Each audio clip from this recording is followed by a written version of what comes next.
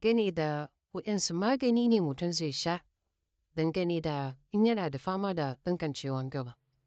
Babban malami Sheikh Muhammad Jamil Zaiman ya rubuta littafi sunan littafin sababul jinsi asbabu wa gidaj. Na raunin al'auran ha namiji abin da yake haifar da shi kuma menene mafita da magani haka. Na baka hukunci ka sha magani akan cuta a likitanci na addini sai an ga me ya haifar da wannan ciwon. Na saboda idan haka gane abin da ya haifar da ciwon sai a baka shawara ka kiyaye don ko ka sha magani in baka kiyaye cutar sa take dawowa. Na wannan gangan ciwon gaba cututtuka guda biyu suna haifar da shi. Na cuta na farko shine wani lokaci akan samu mutum tun yana kuruciya yake da cuta bai sani ba. Na amma suka ce galibi waɗanda suka fi wanka a cikin girin kududdufi ko rasi din na su suka fi ɗaukan wannan ciwon. Wannan ciwon kuma yana kama su suna yarinta na rabon UTI ne urinary tract infection a turanci na a larabci suna ce masa larvae. Na fannin ciwon yana sa yaro ya dinga fisarin jini. Duk wanda yake kuruciya fisarin jini to ya kamu da wannan ciwo sai an